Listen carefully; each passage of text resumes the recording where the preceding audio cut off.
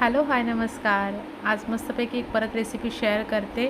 मटारची रेसिपी आहे. मटारची नवीन एक वेगळ्या पद्धतीने अशी मी भाजी दाखवलेली आहे. खूप सुंदर टेस्टी झटपट होणारी आहे. नेहमी वेगवेगळ्या पद्धतीने आपण मटारची रेसिपी बऱ्याच दाखवलेल्या आहेत. त्यातली असा अजून एक प्रकार मी तुमच्याबरोबर शेअर केला आहे. कसा करायचा तो आपण लगेच दाखवूया. वेळ न घालवता आपण रेसिपीला सुरुवात करूया. तिथपर्यंत चॅनलवर नवीन चॅनल अजून सबस्क्राईब केलं नसेल तर लवकरात लवकर चॅनल सबस्क्राईब करा. रेसिपी नेहमीप्रमाणे एकदम साधी सोपी आहे. कमीत कमी साहित्यातली आहे. इथे सुरुवातीला आधी आपण आहे ना 2 सिमला मिरची आणि 1 कांदा घेणार आहोत आणि आपल्याला तो उभा असा कापून घ्यायचा आहे. सिमला मिरची पण उभी कापायची आहे आणि कांदा आहे तो सुद्धा अशा त्याच्या पाकळ्या आपल्याला पूर्णपणे काढून घ्यायच्या आहेत. प्रत्येक पाकळी आपल्याला मोकळी करून घ्यायची आहे. त्यामुळे कांदा जरा घेताना ना मोठा घ्या, अगदी छोटा असा घेऊ नका. पाकळ्या अशा आपल्याला ज्या मोठ्या मोठ्या मिळायला पाहिजेत. त्यामुळे एकाच कांद्याचे फक्त 4च भाग करून घ्यायचे आणि आपल्याला अशा पद्धतीने आपण कांदा हा सगळा असा मोकळा करून घ्यायचा आहे.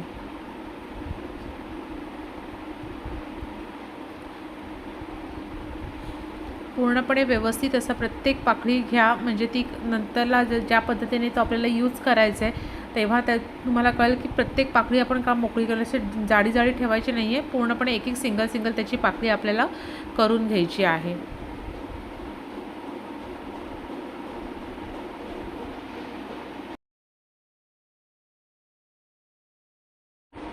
इथे आता सिमला मिरची पण घेतलेली आहे. सिमला मिरची घेताना त्याचा मधला बियांचा भाग आहे तो आता पूर्णपणे आपण तो कट करून घेऊया आणि सगळी सिमला मिरची अशी मोकळी करून घेऊया.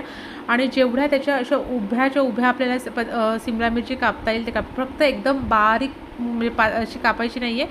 थोडी अशी जरा इथे मी व्हिडिओमध्ये दाखवते त्या पद्धतीने आपल्याला थोडी जाडसर अशी ठेवायची आहे. पण अशी लांबच्या लांब अशी आपल्याला ती कापून घ्यायची आहे. एकदम बारीक त्याचे तुकडे करायचे नाही आहेत.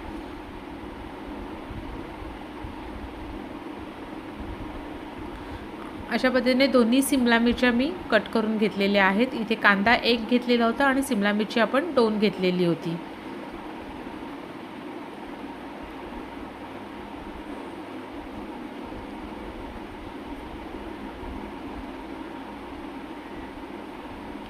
आता एका भांड्यामध्ये आपल्याला घ्यायचं आहे तेल. आता तेल घेताना इथे आपण 4 ते 5 टेबलस्पून असं तेल घेतलेलं आहे. जर त्यातलं तेल आपल्याला थोडंसं उरलं तर आपल्याला पुढे वापरता येणार आहे. त्यामुळे थोडंसं तेल मी इथे जरा जास्तच घेतलेलं आहे. त्याच्यामध्ये आपण हा कांदा जो मोकळा करून पाकळ्या केलेला होता तो आणि सिमला मिरची असं सगळं त्याच्यामध्ये ना आपल्याला परतवून घ्यायचं आहे. तेल चांगलं व्यवस्थित गरम करून घ्यायचं. नंतर जरा असं हाय फ्लेमवरतीच आपल्याला असं फटाफट आपल्याला हा कांदा आहे ना नुसतं परतवून घ्यायचं. पूर्ण शिजवायचा नाही आहे. थोडासा आपल्याला त्याचा आहे ना कच्चटपणा घालवायचा आहे. त्याच्यासाठी आपल्याला असं हाय फ्लेमवरती जस्ट आपल्याला तो असा परतवून घ्यायचा आहे.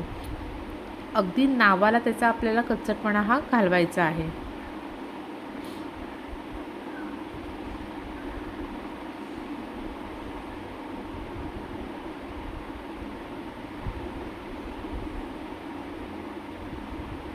आता आपण हे सगळं आहे ते एका प्लेटमध्ये काढून घेऊया. काढताना पूर्णपणे त्यातलं तेल निथळून घ्यायचं आहे. अजिबात त्यातलं तेल घ्यायचं नाही आहे.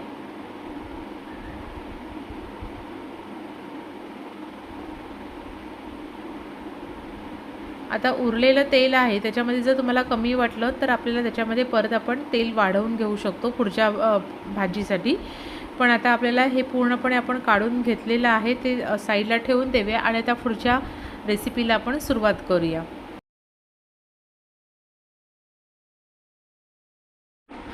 आता इथे मी 2 मोठे कांदे बारीक चिरून घेतलेले आहेत. ते आपण आहे त्या तेलामध्ये टाकून घेऊया आणि ते चांगले तेलावरती परतवायला घेऊया.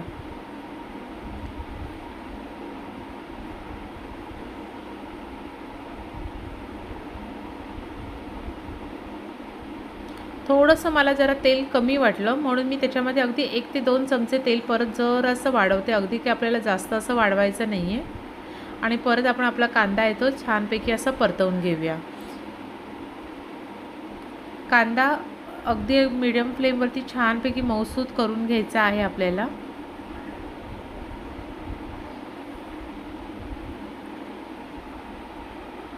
आता इथे मी थोडं आलं 3 ते 4 हिरव्या मिरच्या आणि 6-7 लसणीच्या पाकळ्या घेतलेल्या आहेत आणि ते आपल्याला असं जाडसर असं बारीक करायचं आहे। तुम्ही ठेचून घेतलं तरीसुद्धा चालेल किंवा मिक्सरला फिरवणार असाल तर तुम्ही थोडं जाडसर घ्या, पाण्याचा वापर अजिबात करायचा नाही। इथे माझ्याकडे ग्राइंडर होता, त्याच्या ह्याच्यात मी अशा पद्धतीने थोडं जाडसर असं घेतलेलं आहे आणि ते आपण कांद्यावरती टाकून घ्यायचं आहे आणि परत एकदा सगळं काही व्यवस्थित असं परतवून घेऊया।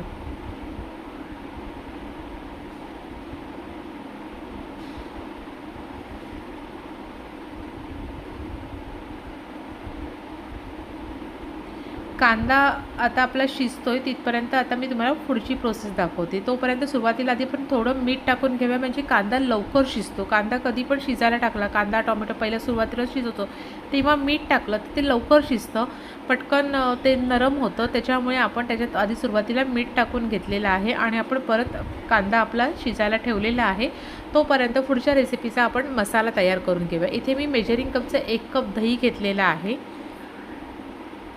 आता त्या दह्यामध्ये आपल्याला बेसिक मसाले टाकून घ्यायचे। त्यासाठी इथे मी घेणार आहे सुरुवातीला 1 टीस्पून धणा पावडर, 1 टीस्पून जिरा पावडर, इथे 3 टीस्पून लाल तिखट टाकून घेतलेला आहे आणि 3 टीस्पून आपण गरम मसाला टाकून घेऊया।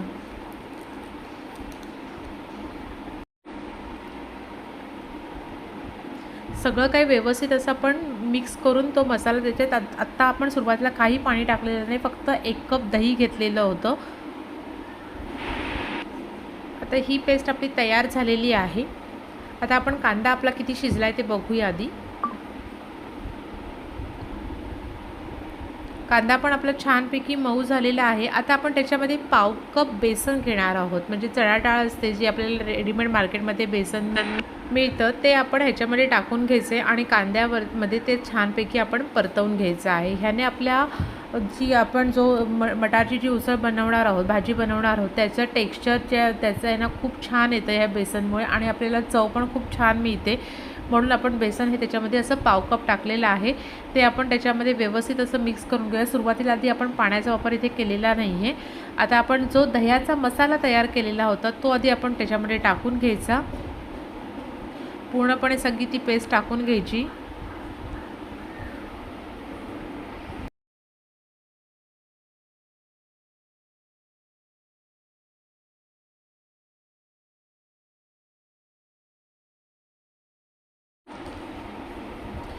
सगळं काही व्यवस्थित असं मिक्स करूया। तुम्हाला थोडं सुरुवातीला ड्राय वाटेल, पण आधी आपण दह्यामध्ये आधी बेसन मिक्स करून घेतलेलं आहे। आता त्याच भांड्यामध्ये आपण 1 कप पाणी घेतलेलं आहे आणि ते पाणी आधी टाकून घ्यायचं आणि सगळं काही व्यवस्थित असं आपण ते मिक्स करून घेऊया।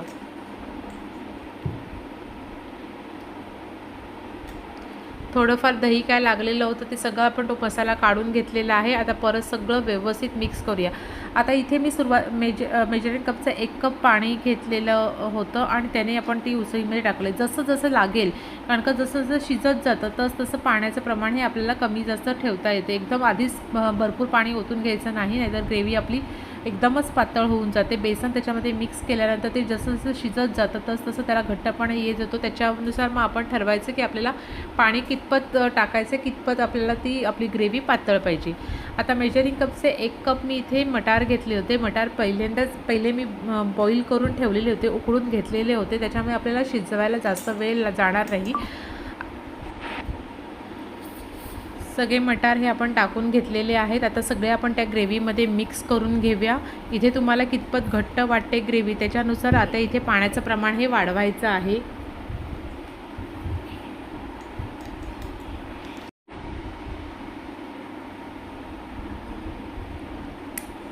तुम्हाला जर जास्तच घट्ट वाटत तरच पाणी हे करा, नाहीतर एवढी ग्रेव्ही ही भरपूर छानपैकी अशी होते। एकदम पातळ पण चांगलं नाही वाटत। आता जी आपण सुरुवातीला कांदा आणि शिमला मिरची फ्राय केलेली होती ती आता आपण ह्याच्यामध्ये टाकलेली आहे। ती अगदी लास्ट मोमेंटला आपल्याला टाकायची, कारण का त्याचा क्रंचीनेस आपल्याला आपल्या ग्रेव्हीमध्ये तसाच लागला पाहिजे, आपल्या भाजीमध्ये तसंच लागला पाहिजे. म्हणून अगदी शेवटला ते टाकायचे, कारण का ते आपण शिजवून घेतलेलं होतं. मटार शिजवलेले असल्यामुळे आपल्याला भाजी शिजवायला जास्त वेळ लागत नाही. सुरुवातीचा मसाला पण आपला सगळा व्यवस्थित शिजल्यानंतर आपण मटार टाकलेले होते.